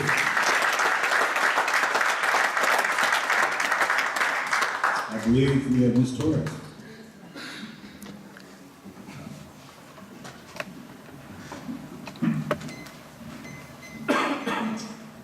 Okay, your top 3 priorities for Trinidad and how would you implement them? My top 3 priorities are simple: jobs, industry, and economic growth. I say economic growth because I'm a firm believer in small business. I own 2 of them, and I'm actually working on the 3rd right now. I believe that if you want something, you go after it. I've listened to everybody from the school board up talk about the economic downturn and how our city is in such bad shape. But you know, I took a risk in the middle of this economic downturn. I opened a candy store, the I Love Sugar Candy and Sweet Shop. A little candy store in the middle of Trinidad. Candy is not a viable product that's necessary to sustain life. It's an indulgence, it's a luxury, but I will tell you, it's a lucrative business. And in that business, I employed 3 people. I took a risk in the middle of this downturn. But where I'm going with this is that if you want something, go after it. Find the resources to do it. I'm not the type of person to sit around and wait for things to happen for me. I go out and make it happen. Questions? I have to disagree that candy is not necessary. People like you. I have Makes my job easier. 3 kids, and it's how I get things done. It's called leverage. Wait, in your interview with the Chronicle, you mentioned how difficult it was when you were opening the candy store, just with your paint color. What would you like to see changed? Well, I understand that in a city you need building codes. It is very important, not only for the safety of our public, but yourself in maintaining your building. I had so much opposition because I chose the color pink. Well, my mother recently has undergone breast cancer, and this was a couple years before. I chose the color pink. It's not my favorite color, but pink is the color of hope, and we need hope. We need hope here.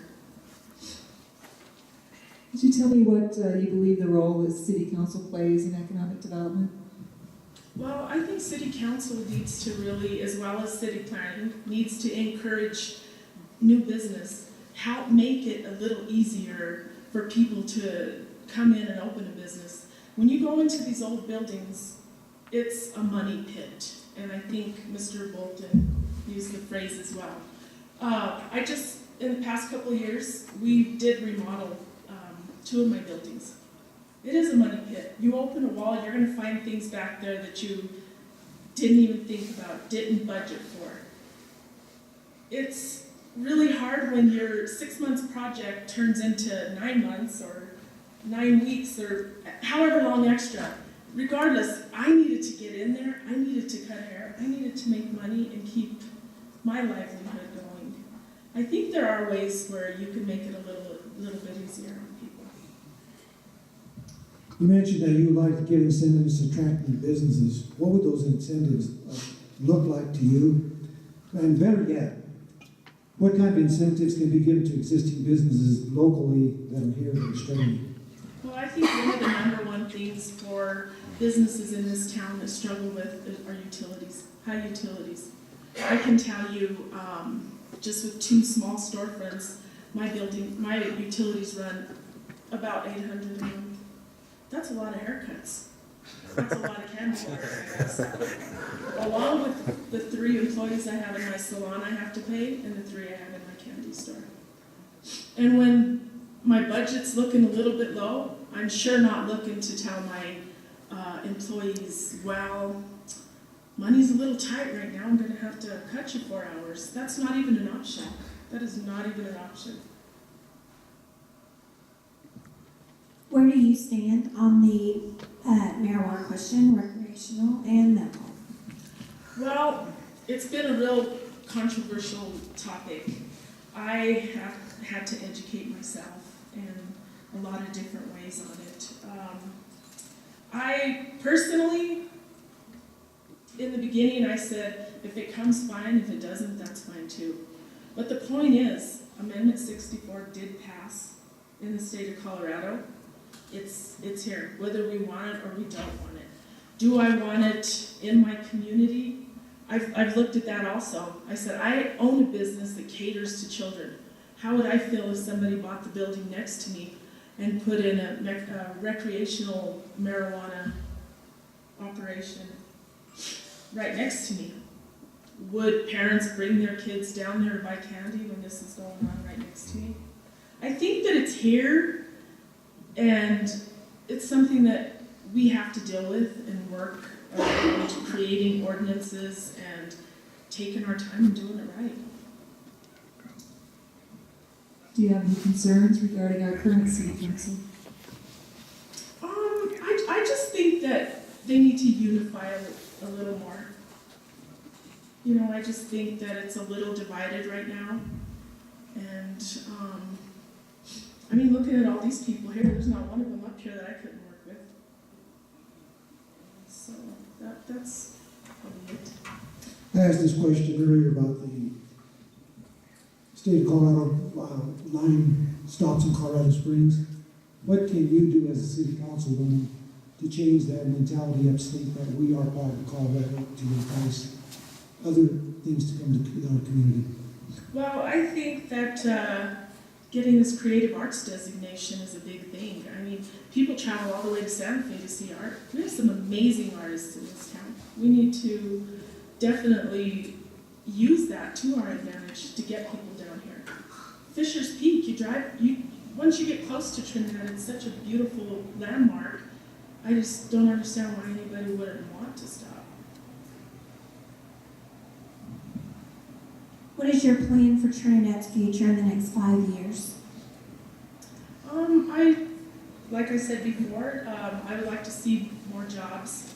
I would like to see some of our young people that are graduating high school and growing up stay here instead of leaving. And, you know, I understand because they are looking for more opportunity, but that can be had here. We just got to work on getting industry in here, fixing up our school board, and making resources available for people to get small business loans and take those risks of opening these small businesses.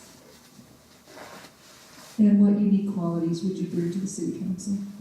Well, I'm a hard worker. Anybody that really knows me knows my schedule is from 5 in the morning till 7, 8, 9 o'clock at night. And this is every day. I probably have driven my husband and my children crazy over the years, but I am open-minded, I'm a hard worker, and most of all, I'm honest and loyal. You know, Monument Lake is a jewel that this county has, and that's not been mentioned yet.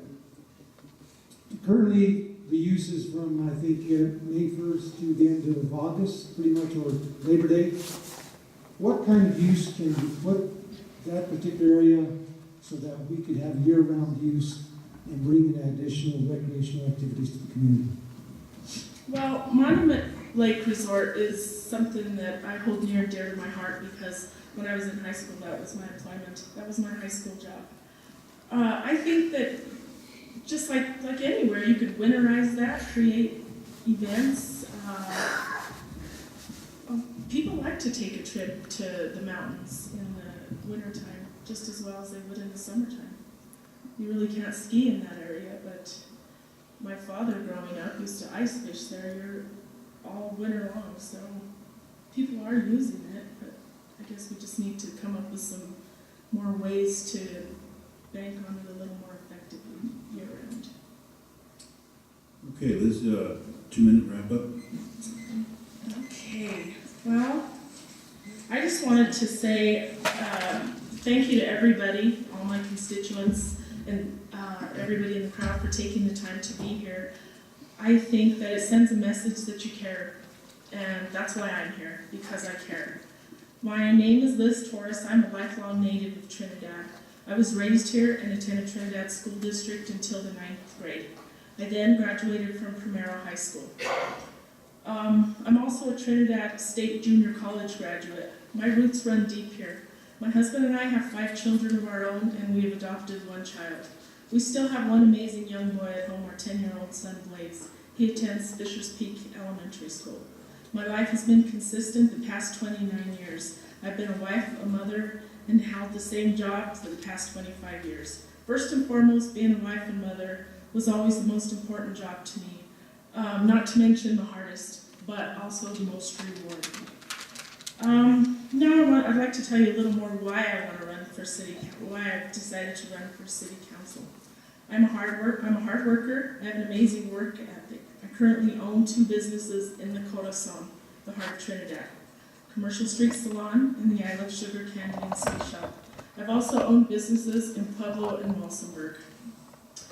I've been a contributor in the revitalization of our downtown area by restoring 2 commercial buildings in the historic district. I'm an advocate for seniors and youth. I would like to see more programs for our youth, as they are our future. We need to utilize resources that are available to bring programs to our community. I also believe right now we need more jobs, the type of jobs that pay enough to support young families. Industry that will be here for a long time. Economic growth is vital for our city. I believe the creative arts designation can help make Trinidad a tourist destination. If elected, I will bring to the table a strong work ethic, a good heart, and an open mind. I truly believe everybody deserves fairness and equality. Vote for me.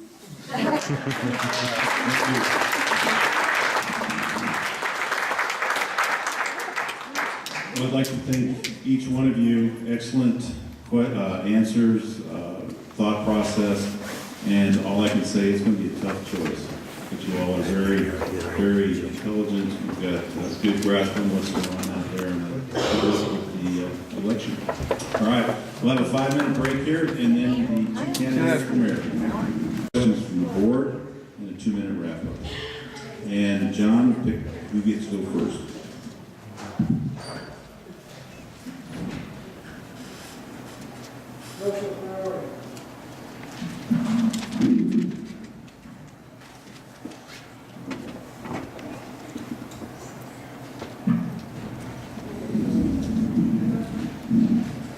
Mr. E.R.A, your top 3 priorities for Trinidad and how you would implement those. Good evening. I'd like to thank the people that put this together. A lot of hard work involved in it. And I was a little upset this morning. Called the chamber office and vented my stupid Italian anger. And I said, who's going to be awake at 5 and 10 to listen to me? And I thank you guys. Please try to stay awake. First of all, my first priority is, if I'm lucky enough to win, is to get some love on the council. There's no I in team, and I'm sure you're getting sick of hearing it. But I want to tell you something right now. You can't do anything unless you like each other and you can work together. And it's not going to work. If you're going to bicker and be petty and vent individual differences and not like each other, nothing's going to work. And if we don't get together with the county and explain to them that here it is, guys, or women or whoever, it's all the same money. I pay county taxes. I pay city taxes.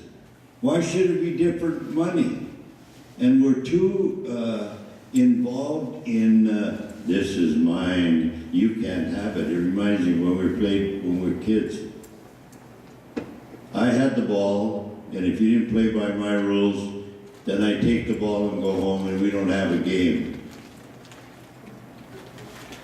We got to get together and play together and work together and love each other. If I'd have said that 35 years ago, they'd have killed me. If I'd have said to my dad, I love you, Dad, he'd have slapped me. He thought I was queer. But now we can do that. We're living in a different generation. And I think it's time we adjust to that generation. We're the laughing stock of the world. Between the school board and all the stuff that's gone on in the city council, getting rid of a guy, bringing a guy in, getting an interim in, getting another interim in, now we have another manager. It's a playhouse. Let's get serious, and whatever it takes, do it. Amen. Any questions? This question comes from the audience. What are you going to do for Los Alamos County economic development? How are you going to help bring new businesses in and retain the existing ones? First of all, I'd like to say, I don't want to hear the word industry anymore, because I think of a great big a plant coming in with smoke and fire and whatever and hire 600 people. I want to see small entrepreneurs come in, open small businesses in some of the most beautiful buildings in the world, and if we have to give them the building and fix it and do whatever we need to do, we'll do it. Now that Bolton's already paid all that money for his building, we're going to give him away free. Mr. E.R.A., every time we adopt new building codes, it adds to the cost of construction, and what happens then is an owner, a business owner, individual, they come to the point of saying these costs are excessive, and they need to sometimes reconsider if they're going to go forward with the project. What needs to be done with these building codes to make them so that they're not so restrictive and as well as so costly? Okay, I guess we need to go back to the drawing board, huh? We, when I was on council, and I got to take the rap for that too, we decided we better start bringing our codes up to the New York City codes, you know, and we thought it was a big thing to do, and we did it. And it was dumb. Dumb it down, bring it down, do whatever we need. In other words, let's work together and say, okay, let's do it, but make everybody do the same thing. It doesn't have to be. I understand that we have to have stuff for fire. That's a given. But some of the other petty stuff, do it later, when it's not going to cost so much. This question also came from the audience. It's been a long time since you were mayor. Times have changed, and I would like to know what you've done to keep up with technology, legal matters, ARPA, for example, and building Trinidad for future generations. Who asked that question? Stand up. It's been a long time since I've been the mayor. Did I get dumb? I was dumb when I took it. I may be dumber now, but modern technology is not my thing. Common sense is my thing. Let's just use common sense. I can't use a computer. I talked to somebody the other day, said, what's your email? I said, I'm 79 years old, I don't have an email. Just send it in the mail, 415 West Topeka, Trinidad, Colorado, goodbye. I don't need all that modern stuff. You're looking at a guy that, let me tell you what I do. I am real. I came from an immigrant parent and a matched marriage. My dad was like a dog. He came from the old country, and he brought those ideas that he was in control. Forget it. No man's in control when there's a woman involved. Doesn't matter. Just we are what we are, and we're going to live with it. Exactly. Keep it simple, stupid. That's all we have to do. Here's another question from the audience. I don't want any more. I'll ask it anyway. How would you voice your opinion if you disagreed with a situation that was out of your control, but you still had to participate in it? Somebody knows I have a terrible temper. They're trying to get me mad here, so I'm going to show my temper. Let me tell you what I've done. I've retooled myself. I bought a shirt that said, I have an Italian attitude. I'm a first generation Italian and very damn proud of it. And if I disagree, you're gonna know it. Anybody that knows me knows what's in my brain comes out of my mouth.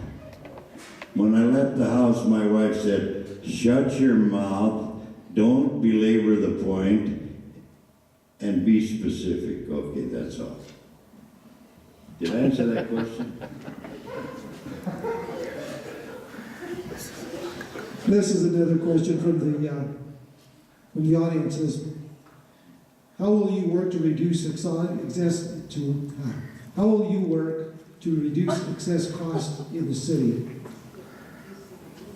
Cost of city mileage, and will you work for better break room facilities for city employees? I understand that they took the trucks away from the superintendents, but the city manager still has his car. We gotta be fair. If we're gonna take it from the top, take it from the bottom, take it from the top. I was at a meeting with the prison when they were talking about the prison closing. And you know, the problem with having a big mouth like I do, sometimes people don't listen, and I might have a good idea one of these days. You know, even a stop clock is right twice a day.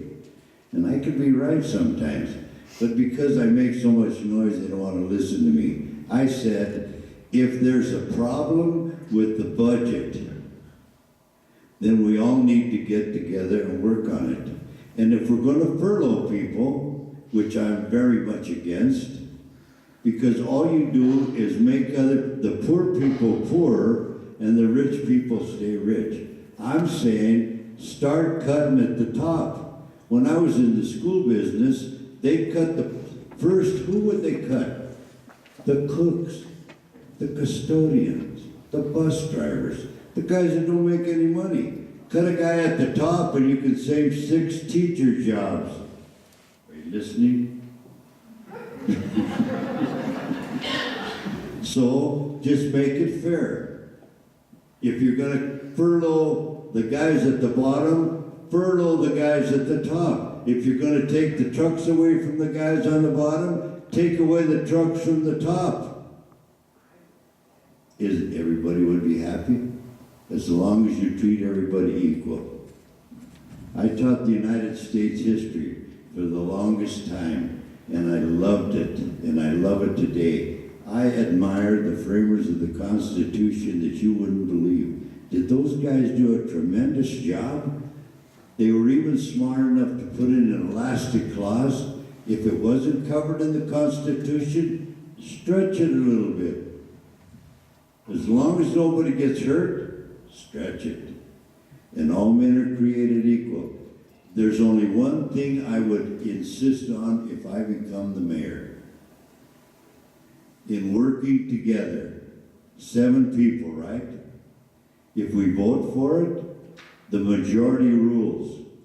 Then it's incumbent upon the no votes to support the yes votes.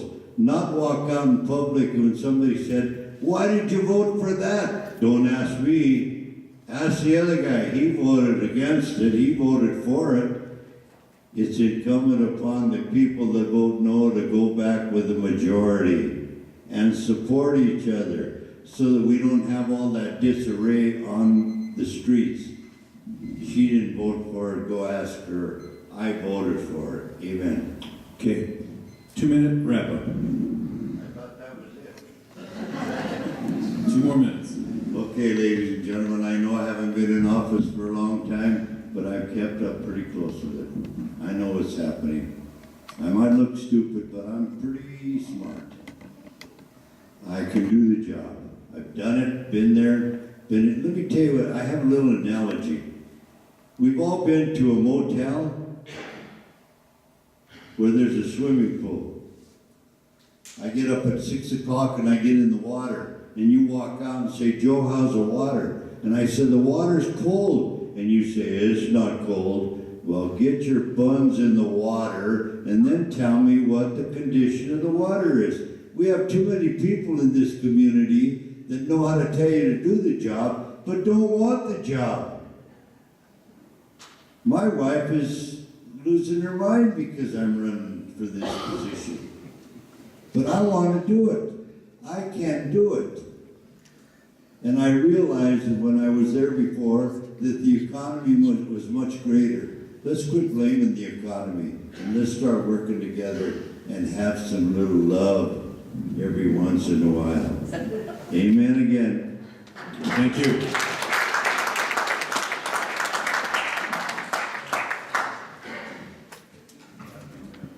Madam Mayor?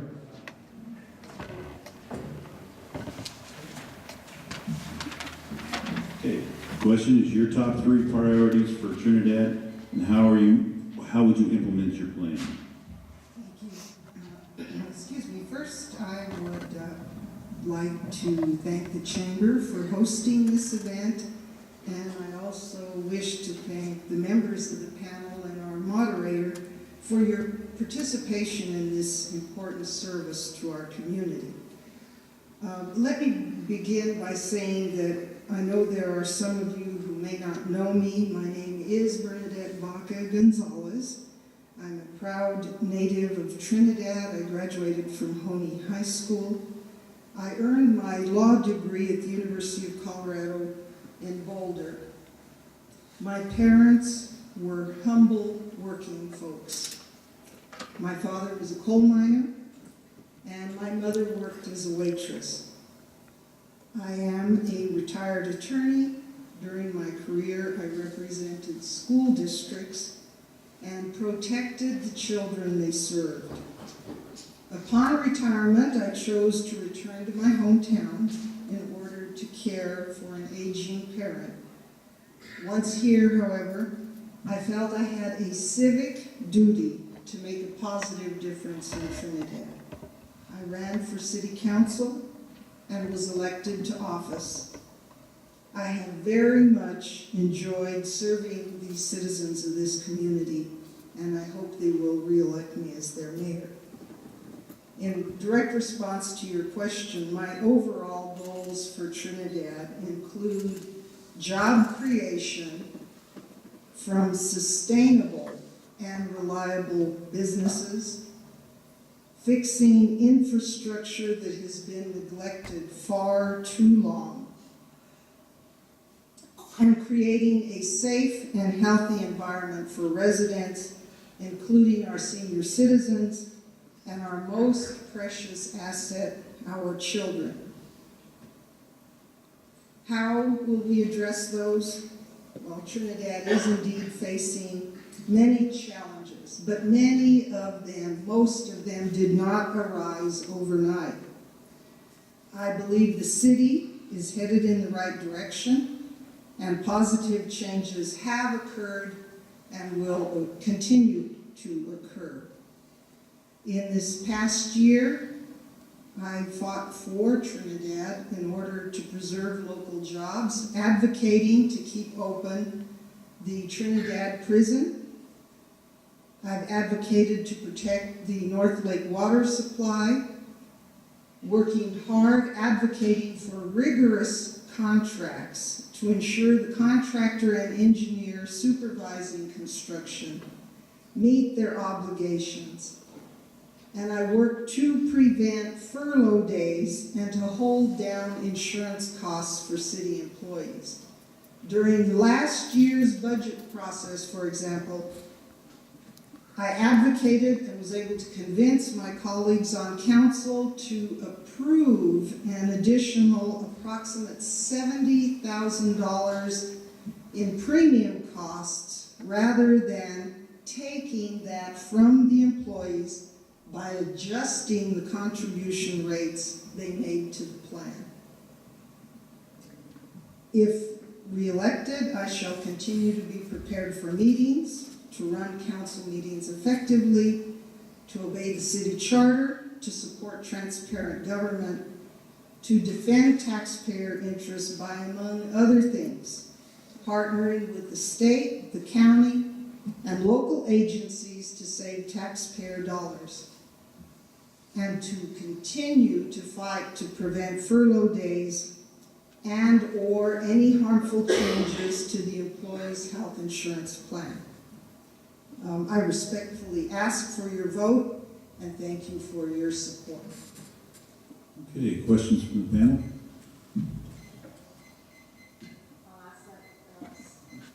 I'll ask that same first question from the audience. What are you going to do for Los Alamos County economic development? How are you going to help bring in new businesses and retain the existing ones? Thank you. That's a very complex question. And let me assure you that I have already been working in establishing links between Denver, Colorado Springs, Pueblo, Walsenburg, and Trinidad to foster economic growth. We have to communicate with Denver. I have personally met with the governor on at least 3 occasions, one in connection with preserving the jobs at the Trinidad prison. And for economic development to be effective, you have to reach out everywhere from Senator Udall's office to our state representatives, to getting involved in trips to Denver, to taking advantage of money that is available for economic development in Trinidad. I got a phone call from Chuck Murphy telling me that no one in southern Colorado has applied for the millions of dollars that are available for regional economic development connected to tourism. That's a disgrace, and we need to change that, and I certainly will advocate for being more proactively involved in those programs. Mayor, it seems like every time that there is a project that we have, for instance, one or the North Lake project right now and others, it seems like the project starts out costing B. By the time the project is done, it's costing Y. And there are such cost overruns. The problem is that it goes back to us as taxpayers. We have to front the cost of this. Whose responsibility is this to hold the contractors, the architects, whoever is involved? What are their responsibilities? That's why part of my background involved actually negotiating contracts for construction projects totaling millions of dollars. I mean, NFL quality football stadiums, school district buildings that served as many as 1,000 students. And you need to make sure that your documents, the construction documents, are effective and well written. Secondly, the most important part is you need to make sure that the service contracts, the professional service contracts, that's the engineer who is responsible for supervising construction work, are airtight. You have to make sure that those 2 tools are in your hip pocket. With any construction project, you are going to have some change orders. I believe the change order you may have referenced earlier was actually, in my opinion, the result of a delay in giving the contractor the notice to proceed. The notice to proceed was to have been given to him in May of 2012, and it was not issued until August of 2012. Every week of delay during that prime construction period resulted in an increase in expenses. And for something like that, we have to step up and take responsibility. But for our general contract contains express provisions that future other additional change orders have to be approved by City Council. Our contract also protects the city that we will hold, whether it's the engineer or the construction company responsible for doing the job that they are supposed to do. Once the construction project is completed, if we need to, we have the ability to go against the engineer and or the construction company, depending on the facts of the case. So I feel very comfortable that the city has had some difficulties, but this project is going to be concluded successfully and accurately. This question is from the audience. You were outspoken before you were elected mayor in support of Ed Gilbert Rubio. After becoming mayor, you were equally outspoken in refusing to rehire him. There is a perception of distrust which persists. How do you plan to overcome this?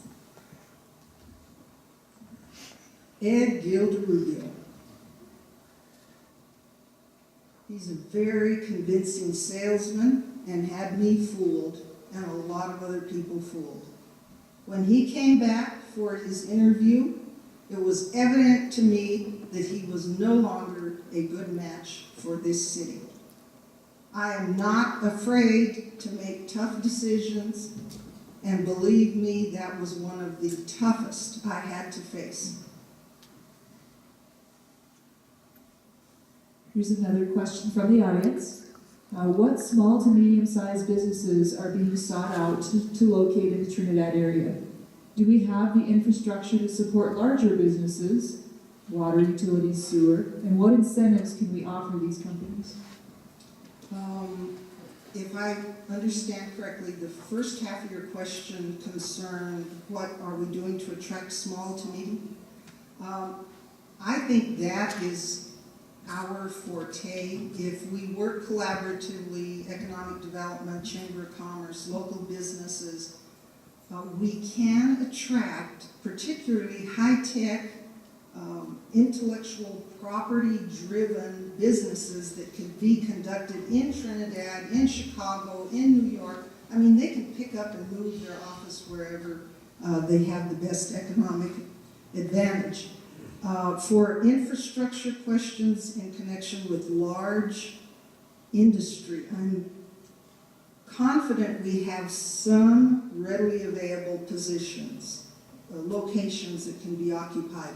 But I'm concerned that our industrial park may need some further work. I was dismayed to learn that an individual who was trying to locate in the industrial park had selected a site, and we found that the sewer, the water wasn't run to the location. So that was a serious lapse.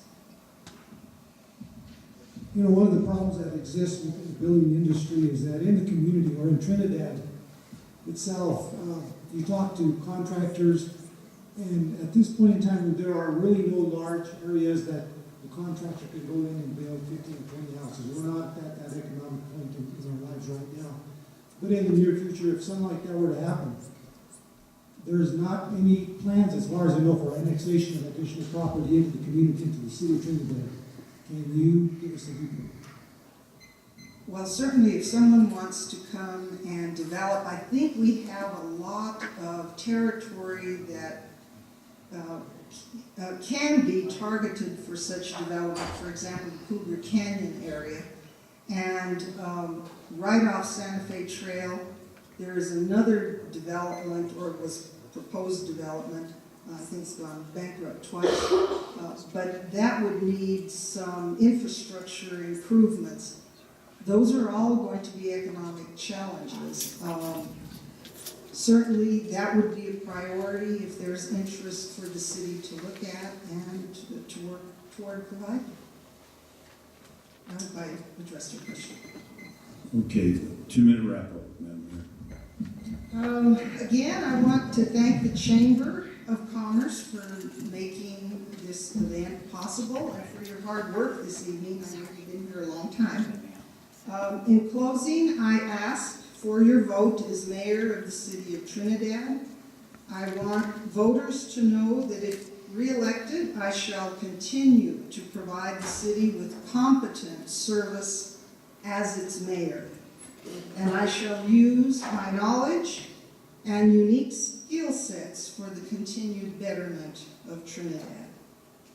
I shall continue to provide citizens of Trinidad with responsible, selfless and energetic leadership. I shall cooperate with all members of council, the city manager, and city staff because we must all work together to achieve the goals that we establish for Trinidad. Finally, rest assured that as mayor, I shall not be afraid to make tough decisions. But once that decision is made, if I am not in the majority, I will do everything I can to ensure that the majority will of council is implemented. Thank you very much.